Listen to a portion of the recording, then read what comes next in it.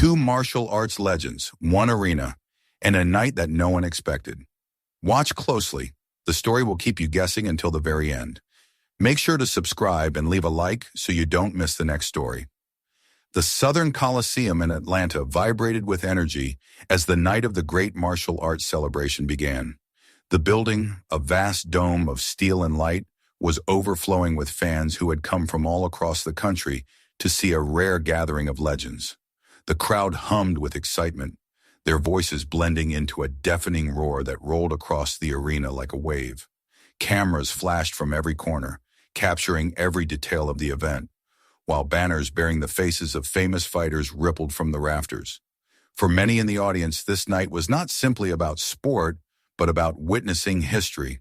The spotlight circled the polished mat in the center of the Coliseum, promising moments that would be remembered for years to come.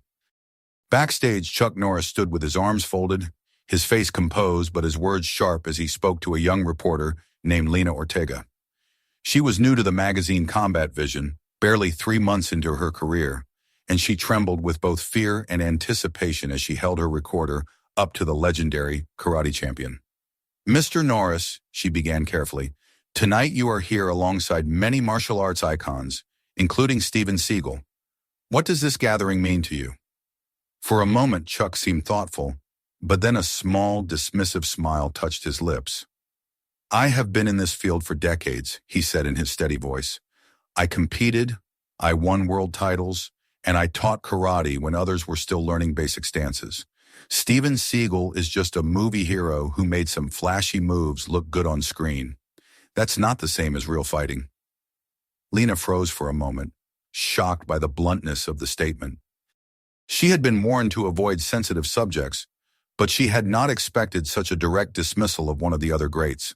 Still, her instincts told her she had just captured something significant, the kind of quote that editors love because it sparks conversation and controversy. "Do you mean to say there is no rivalry between you and Mr. Seagal?" She pressed, her voice unsteady. Norris shook his head slowly. "No rivalry. We are from different worlds. I am a karate master, a world champion. He plays heroes in films. There is a difference." Nearby, Alejandro Ramirez, a young MMA fighter just starting to make a name for himself, had been listening carefully. He grew up watching Chuck Norris movies, practicing kicks and punches inspired by his idol. But hearing those dismissive words aimed at Steven Seagal left him unsettled. He had also admired Seagal, not for theatrics, but for his calm, unshakable demeanor and the philosophy of redirection that came from Aikido. Alejandro felt a strange crack in his loyalty to Norris, as though the man he had idolized revealed a side of himself that was far less honorable than he expected. The cameraman standing behind Lena whispered, "We've got it. This will go viral before the event even begins." And he was right. Within minutes, the clip was uploaded, shared, and spread across social media. The crowd inside the Coliseum, many of them staring at their glowing phone screens, began to murmur. The words, "just a movie hero," appeared again and again, typed into comment sections and plastered across fan forums. By the time the announcer stepped onto the mat to introduce the evening, tension was already flowing through the atmosphere like electricity. "Ladies and gentlemen," the announcer boomed through the speakers, his voice carrying with practiced grandeur. "Tonight we celebrate the masters, the warriors, the men who defined an era of martial arts." The crowd roared. He began listing names, champions from various disciplines, as applause echoed after each one. Then he raised his voice once more. "And here with us tonight, karate world champion, film icon, and international star Chuck Norris." The reaction was loud, enthusiastic, but beneath it there was a subtle shift. Some cheers felt thinner, others hesitant. People had already heard his words about Seagal. Norris gave a curt nod, acknowledging the applause with the assurance of a man used to such recognition. His posture was rigid, his eyes hidden behind focus, his jaw set as if he were already preparing for confrontation. He sat in the VIP section, alone in his authority, waiting. In another part of the Coliseum, news of the comment had already reached Steven Seagal. He was in the lobby, making his way through the crowd toward the main floor. Unlike Norris, he wore no ceremonial attire, just a simple dark shirt and slacks. He smiled easily when fans stopped him for autographs, his calm energy creating a sharp contrast with the building tension. To those watching, he seemed unaffected by the storm brewing online, though his eyes revealed quiet awareness. A security guard, hesitant, showed him the clip on his phone. Seagal watched silently, then returned the device with a small nod. "Everyone has a right to an opinion," he said quietly. "It changes nothing." Back inside the arena, the announcer leaned into his microphone again. "And also here tonight, the man who brought Aikido to Hollywood, a 7th-degree black belt, Steven Seagal." The audience erupted in applause, louder and more sustained than the cheer for Norris. Phones lit up, cameras captured his entrance, and a murmur spread across the sections. This was no longer a night of celebration, but a collision waiting to happen. Alejandro, seated near the front rows, felt his chest tighten as he watched the two men. Norris sat stiff, unmoving, unwilling to acknowledge his peer. Seagal walked with calm ease, shaking hands and greeting fans. The contrast was striking, undeniable.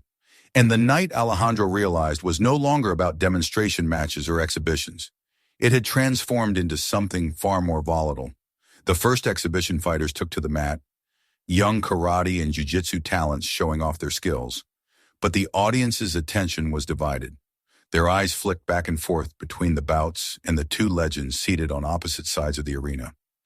Every cheer, every glance, every whisper carried the weight of the words that had gone viral.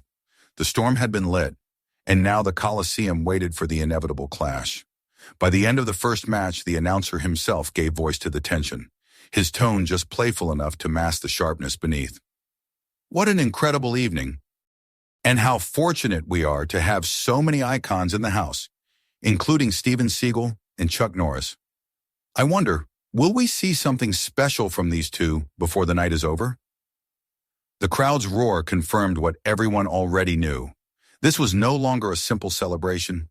It was the beginning of a confrontation between image and authenticity, pride and composure, and only one of the two legends would leave the arena with his reputation intact. Steven Seagal's entrance into the Southern Coliseum shifted the entire atmosphere of the night. While the earlier roar for Chuck Norris had carried weight, the applause for Seagal was layered with warmth, excitement, and a sense of curiosity. Dressed in simple dark clothing, with no entourage and no theatrical gestures, he moved through the aisles with the quiet confidence of a man who had nothing to prove. Fans leaned over barriers, thrusting programs and posters toward him, and he signed with patience, occasionally exchanging a short word or smile. To those watching, it was a striking contrast with Norris's rigid demeanor in the VIP section. Chuck Norris, seated stiffly in his section, watched the scene unfold without moving a muscle. His posture was carved from stone, but the tightening of his jaw and the subtle narrowing of his eyes betrayed the irritation beneath. The viral interview had set the tone, and the crowd's reaction to Seagal was a visible reminder that his words had ignited something far larger than he anticipated. Still, he remained unmoved, determined to keep the role of a warrior above the noise, though the noise was already defining him. The announcer, sensing the electricity running through the crowd, leaned into it. His booming voice rang across the stadium. "And now, ladies and gentlemen, the one and only Steven Seagal." Cameras pivoted to capture Seagal waving gently to the crowd before finding his seat 3 sections across from Norris. The audience roared again, and Alejandro Ramirez, seated close to the floor, noticed how the energy seemed to lean toward Seagal's presence. For Alejandro, the contrast between the two legends was undeniable. Norris had walked in earlier with formality and detachment, acknowledging the audience with only a nod. Seagal, by contrast, radiated accessibility. He was not here to tower above the fans, but to connect with them.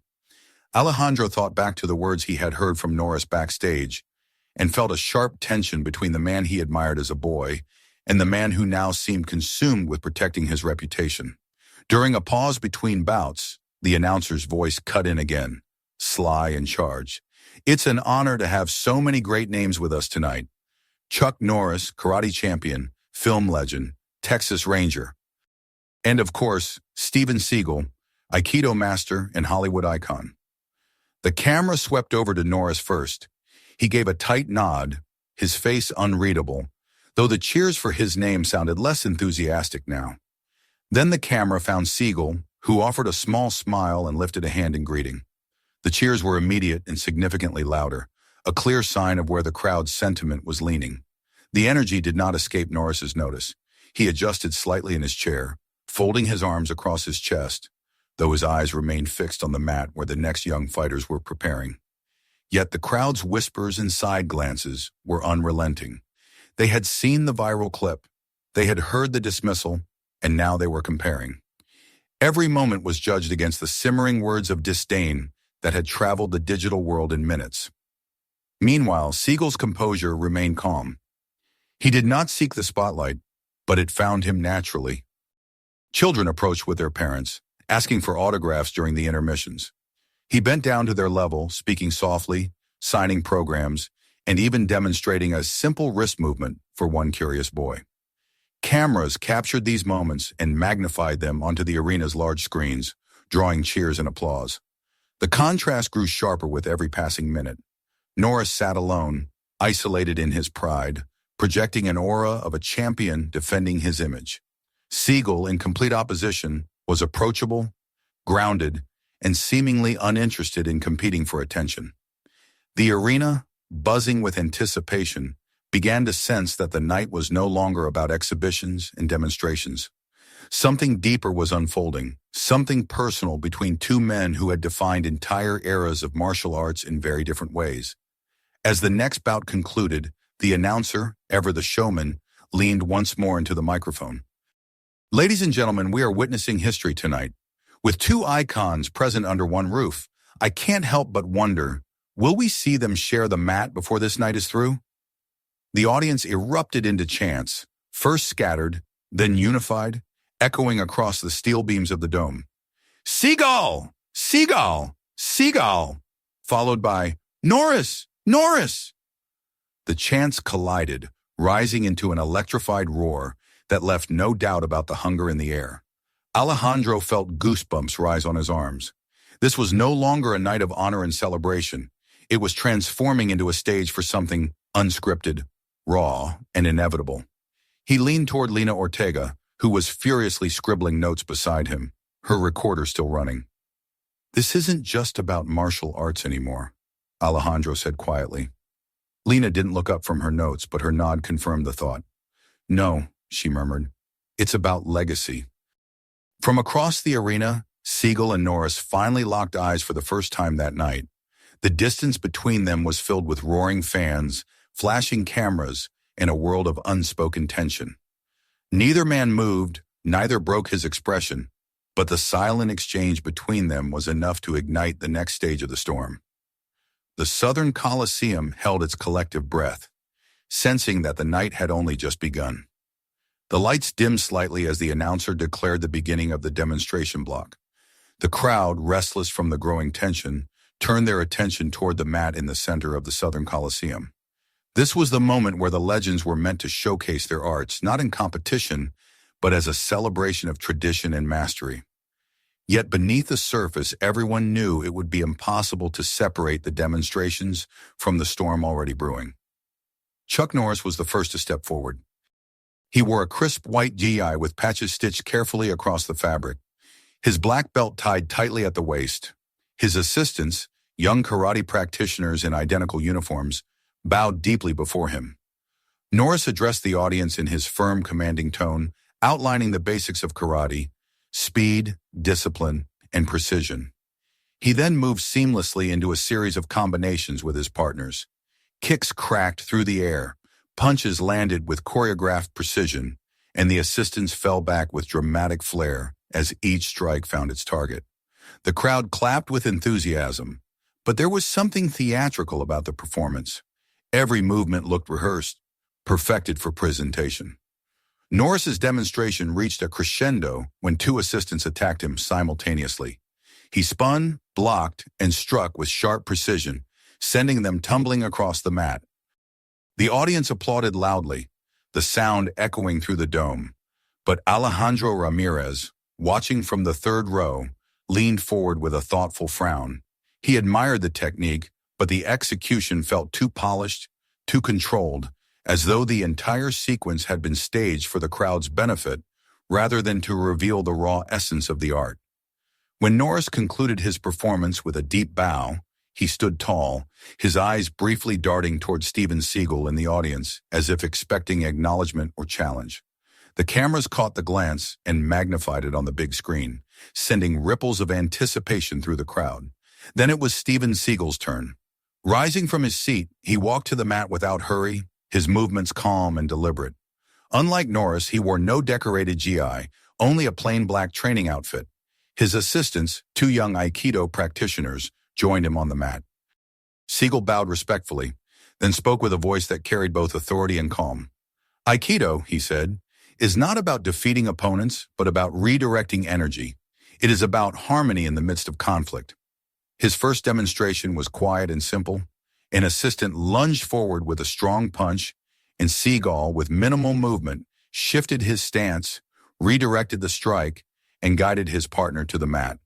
The motion was fluid, almost effortless. The audience murmured in appreciation. He repeated the demonstration with variations: a wrist grab, a shoulder hold, a strike from behind. Each time Seagal used the momentum against the attacker, bringing them down with smooth efficiency. But what set Seagal's demonstration apart was not just the techniques. Between movements, he spoke directly to the crowd. He explained why the principles mattered, why Aikido was more than just throws and locks. He talked about discipline, humility, and the importance of remaining calm under pressure. At one point, he even invited a teenage boy from the audience to step onto the mat. With patience, Seagal guided him through a basic movement, allowing the boy to experience firsthand the feeling of redirection. The crowd erupted into applause, touched by the gesture. Alejandro felt a chill run down his spine. The difference between Norris and Seagal was stark. Norris had performed for the audience, showcasing his strength and control with dramatic flair. Seagal connected with them, making them part of the demonstration, breaking down barriers between master and observer. It wasn't just skill on display, it was philosophy, lived in every movement. As Seagal's demonstration continued, the applause grew louder. His assistants attacked with increasing intensity, and each time he absorbed their force, neutralized it, and sent them to the mat. The fluidity of his motions captivated the crowd, drawing them into the art rather than pushing them away with spectacle. When he finished, he offered a simple bow, nothing more. Yet the ovation that followed dwarfed the applause Norris had received. In the VIP section, Chuck Norris's jaw tightened. His demonstration had been technically flawless, but the crowd's reaction told a different story. They had felt something deeper in Seagal's performance, something authentic. The announcer, ever attuned to the shifting tides of energy, stepped forward to seize the moment. Two legends, he declared, his voice booming across the Coliseum. Two masters, two philosophies, different approaches, both extraordinary in their own right. He gestured toward the mat where Seagal still stood, calm and composed, and then toward Norris, who remained in his seat. What an honor to witness such greatness under one roof. The audience roared again, but beneath the celebration lay something sharper. Alejandro could feel it, Lena Ortega could feel it, and even the announcer himself seemed to sense it. This was no longer a simple demonstration. The contrast had been drawn too clearly, the tension wound too tightly. The crowd wanted more, not just side-by-side displays, but a direct confrontation. As the noise swelled to a chant that bounced across the steel beams, "Seagal! Seagal! Seagal!" followed by, "Norris! Norris!" The two men finally locked eyes again. On one side of the arena, Norris sat stiff, pride burning in his expression. On the mat, Seagal bowed once more to the audience, his composure unbroken. Alejandro whispered to Lena, his voice trembling with anticipation. "This isn't going to stop here. The demonstrations aren't enough." Lena nodded, her pen racing across her notebook, her eyes flicking between the two legends. "No," she said softly, "the crowd won't let it end like this, and neither will they." The chants in the Southern Coliseum refused to die down. The audience was on its feet, clapping in rhythm, voices echoing as if the steel dome itself demanded more. The announcer stood at center mat, grinning with the instinct of a showman who knew he was presiding over something extraordinary. "Ladies and gentlemen," he called, raising his arms, Tonight has already been unforgettable, but what if we could see these two masters together, right here, right now? The roar that followed shook the rafters. Phones shot into the air, fans screamed both names, and all eyes turned to where Chuck Norris sat stiff and unyielding, and to Steven Seagal, still calm on the mat. Norris rose slowly, his GI swaying as he stepped down toward the arena floor. His face was set, expression firm, but in his stride there was an urgency, a need to reclaim control of the night. When he reached the edge of the mat, he took the microphone from the announcer, his voice sharp. "Demonstrations are fine," and he said, "but true martial arts reveal themselves in action. I suggest a free exchange of techniques. No choreography, no safety net, just skill against skill." The audience erupted into a frenzy, half cheering, half gasping at the audacity of the challenge. The announcer, nearly unable to contain his excitement, turned toward Seagal. "Mr. Seagal, do you accept?" Seagal's eyes scanned the crowd, thousands of faces hungry for conflict, before returning to Norris. For a long moment he said nothing, simply letting the tension stretch. Then he gave a small nod, his voice calm, almost soft, yet carrying through the arena. "With respect, I accept, but safety and respect remain my conditions." "Of course," Norris replied, though the edge in his tone betrayed little concern for either. The mat was cleared quickly, assistants rushing to roll out extra padding. A referee was brought in, more for formality than authority, his nervous glance shifting between the two legends. The announcer's voice boomed again, heightening the drama. A once-in-a-lifetime exchange, Chuck Norris versus Steven Seagal. The two men bowed formally at the center of the mat. Norris's bow was sharp, almost rigid, while Seagal's was fluid and unhurried. They stepped back into stances, the difference immediately clear. Norris crouched into a compact karate guard, fists tight, eyes narrowed. Seagal stood tall in an Aikido posture, arms extended, palms open, his movements loose, inviting, unreadable. For several seconds, neither moved. The Coliseum was silent now, the chants swallowed by anticipation. Alejandro Ramirez gripped the edge of his seat so tightly his knuckles whitened. Beside him, Lena Ortega clutched her recorder, hardly daring to breathe. Norris moved first, a swift, snapping kick aimed at Seagal's midsection. But Seagal shifted just enough to the side, redirecting the momentum with a guiding hand, letting Norris's leg swing past without effect. The crowd gasped. Norris pressed forward, punching sharply, combinations fired with precision honed from decades of karate tournaments. Yet each strike found only empty air or a gentle redirection. Seagal's hands moving like water, never clashing head-on, always guiding. "Engage!" Norris barked, his voice carrying frustration. "I am," Seagal replied evenly, deflecting another blow with the smallest twist of his wrist. The crowd began to murmur. Seagal wasn't attacking, but he wasn't being hit either. Every attempt Norris made seemed to meet an invisible wall, a patient refusal to give him the clean victory he sought. The announcer, sensing the crowd's confusion, narrated with mounting excitement. Seagal using Aikido's principles of redirection, Norris trying to break through with karate's precision. What a clash of styles! Frustration etched itself deeper into Norris's features. He launched a flurry of strikes, faster, more forceful, pushing Seagal toward the edge of the mat.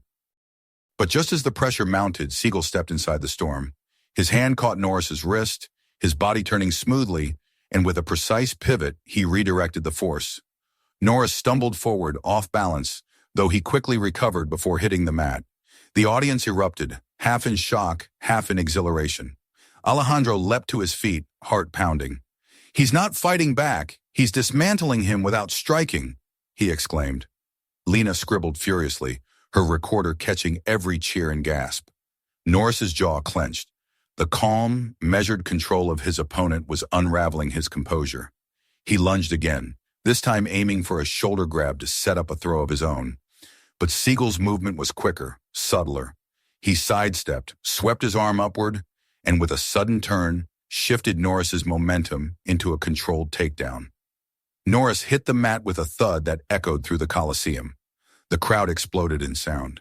Chants of "Seagal, Seagal" key thundered across the dome, drowning out the scattered calls for Norris. Seagal immediately stepped back, offering his hand. His posture remained calm, his face unreadable, only his open palm extended in respect. Norris hesitated, the refusal plain in his tightened jaw, but under the weight of thousands of eyes he accepted briefly, then pulled away. The referee stepped between them, declaring the exchange complete, but the atmosphere said otherwise. This wasn't just about techniques. This was about pride, reputation, and the unraveling of carefully constructed images. As Norris adjusted his GI and returned stiffly to his side of the mat, Seagal stood composed at the center, bowing once more to the audience. The crowd's response was overwhelming, a wave of approval that left no doubt who had won, not only the exchange, but the arena itself. Alejandro turned to Lena, his voice filled with awe. "This isn't about moves anymore," he whispered. "It's about character." And we just saw the difference. The announcer, fighting to regain control of the night, lifted his microphone again. "Ladies and gentlemen, let's hear it for two legends of martial arts." Applause followed, but it was clear to everyone in the Coliseum that the balance had shifted. Norris's pride had led him into the storm, but it was Seagal's composure that had turned it into victory. And though the exchange had ended, the night was far from over. The undercurrent of conflict, wounded pride, and the demand for more still pulsed through the Southern Coliseum, like a current waiting to spark again. The atmosphere backstage was as thick as smoke after a fire. The roar of the Southern Coliseum still echoed faintly through the concrete halls, but in the preparation rooms it was replaced by sharp voices and heavy silence. Chuck Norris paced furiously, his GI loosened at the collar, his face flushed with frustration. Assistants hovered near the walls, uncertain whether to speak or remain silent. Every so often he muttered under his breath, clenching and unclenching his fists as though replaying each failed attempt in his mind. "That wasn't an exchange," Norris snapped suddenly, his voice cutting through the room. "That was humiliation. He made me look like an amateur." His assistant shifted nervously, holding out a bottle of water. Norris ignored it, continuing to pace like a lion in a cage. Just outside the half-open door, Alejandro Ramirez and Lena Ortega lingered, drawn by the raw anger of the man they had idolized in different ways.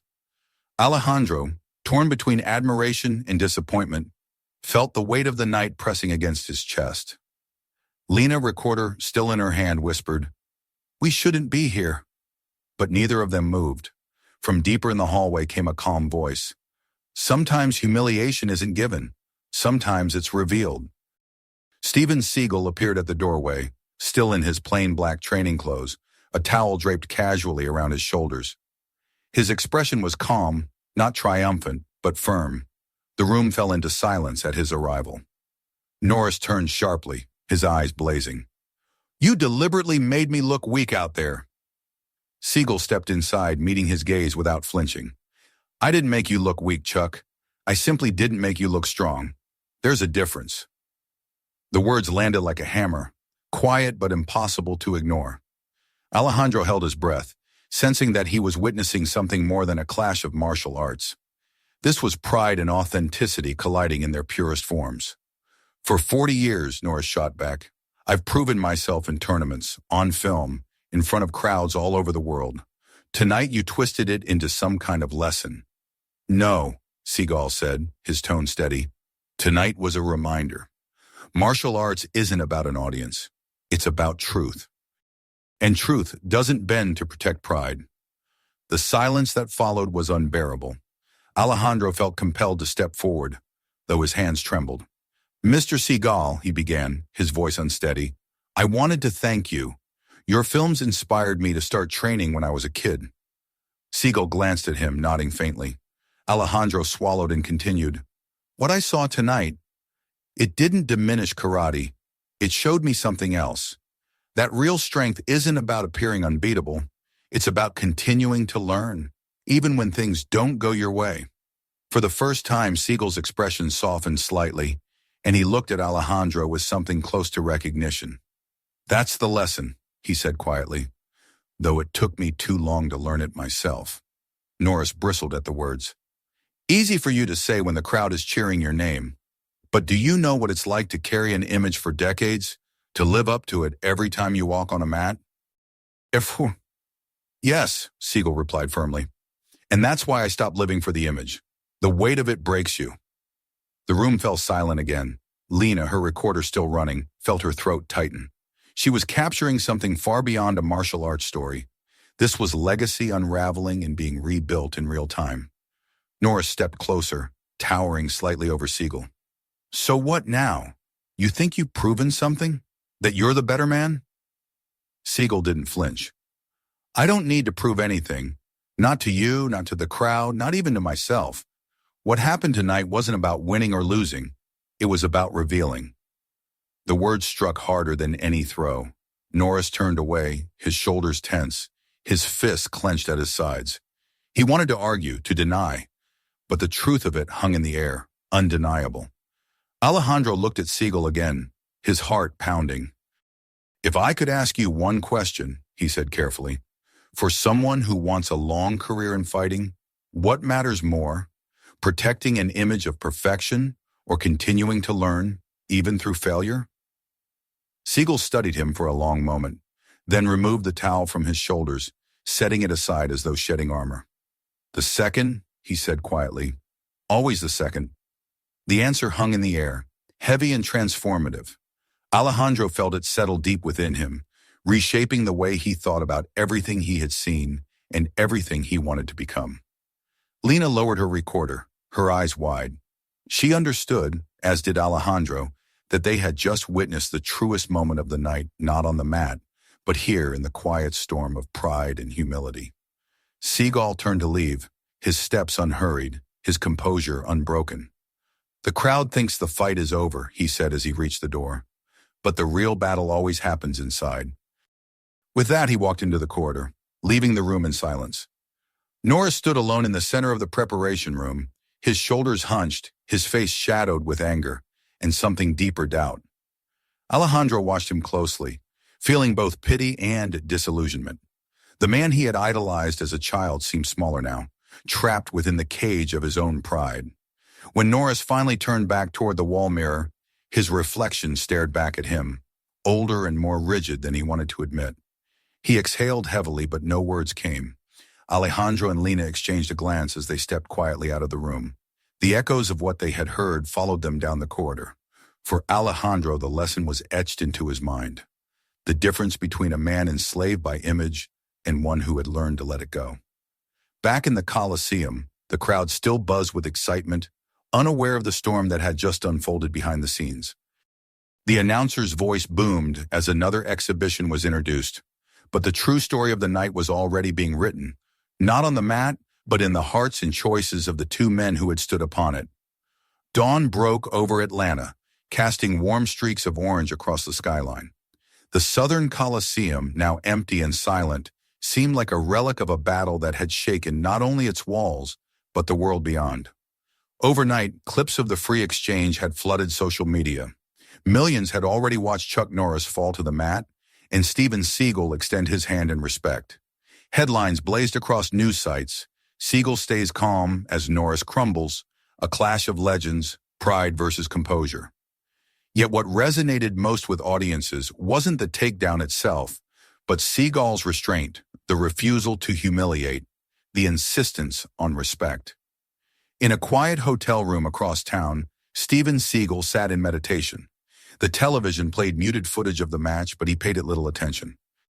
He had spent years carrying the weight of an image, years allowing his reputation to define him. Last night had stripped all that away. He hadn't intended to embarrass anyone, but the truth had been revealed nonetheless. And in that truth, he felt a strange freedom. Meanwhile, Chuck Norris remained cloistered in his suite. The blinds were drawn, the phone buzzing relentlessly with calls from managers, publicists, and journalists. He ignored them all. He replayed the exchange in his mind over and over, the failed grabs, the cheers for Seagal, the quiet firmness in his opponent's voice. For decades, he had been the symbol of toughness, the indomitable figure who always stood victorious. Now he was confronted by an image he could not control. Himself, struggling against a man who refused to fight on his terms. The pride that had carried him for years now pressed down on him like a weight he couldn't lift. Alejandro Ramirez awoke in his modest hotel room with a restless energy he couldn't shake. The events of the night had carved themselves into his memory. He had gone in expecting spectacle, but what he witnessed was transformation. He thought of Seagal's words, "The real battle always happens inside," and felt them resonate with a clarity he had never known. For the young fighter, it wasn't about Seagal's technique or Norris's failure. It was about the courage to confront ego and the humility to admit when image outweighed truth. Later that morning, Alejandro found himself at a small outdoor cafe, sipping coffee and scrolling through the endless commentary on his phone. The world was divided. Some mocked Norris, others defended him, but most praised Seagal's composure. Then a shadow fell across his table. He looked up to see Seagal, dressed casually, a quiet presence despite the storm that swirled around him. "Mind if I sit?" Seagal asked. Alejandro shook his head, gesturing to the empty chair. For a moment they sat in silence, watching the city stir to life. Finally Alejandro spoke. "You changed the way I think about fighting last night." Seagal's eyes softened. "It wasn't about fighting, Alejandro. It was about honesty. Pride blinds us. Truth frees us. The question is which one we choose to live by." Alejandro nodded, his chest tightening with both awe and clarity. "So what comes next for you?" Seagal leaned back, his gaze distant.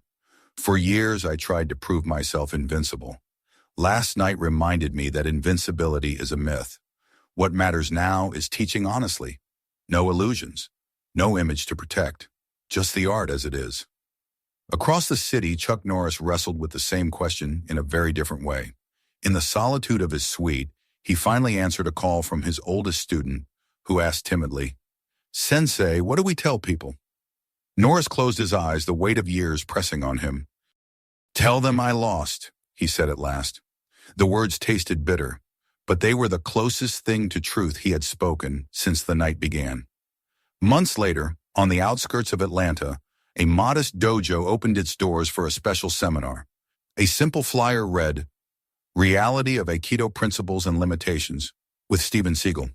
The crowd was small, 50 students, a mix of curiosity seekers and true practitioners. But what mattered was not the number, it was the message. Seagal stepped onto the mat without ceremony, wearing only a plain black gi, his hair shorter, his demeanor lighter. "Aikido," he told the students, "is a beautiful art, but beauty alone is not enough. It must be tested, questioned, understood. Tonight we will explore not only what works, but what doesn't and why." For 3 hours he taught with honesty. When a technique failed against resistance, he admitted it openly. When students challenged him, he welcomed the questions. The aura of invincibility was gone, replaced with something stronger, authenticity. In the back row, Alejandro watched with pride. This was no longer the Seagal of movies or legends. This was a teacher, a man who had learned the hardest lesson of all, to be vulnerable without being weak. As the seminar ended, Seagal approached Alejandro. "You're still training?" "Yes," Alejandro replied. "But after that night, I trained differently. I trained for truth, not for image."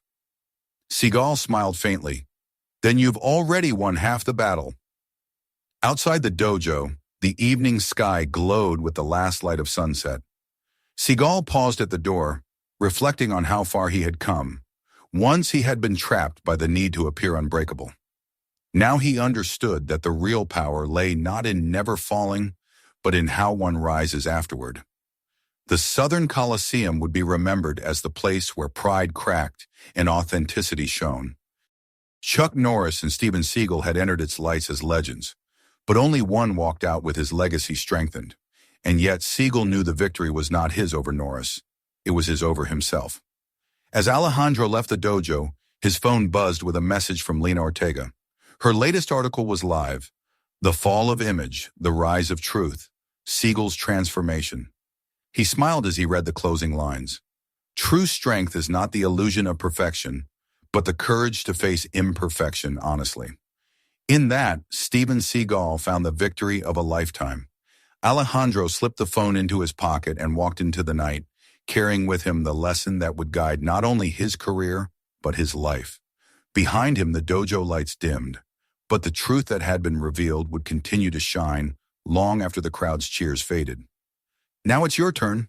Tell us in the comments where you're watching from. And don't forget to subscribe and like the video. More powerful stories are on the way.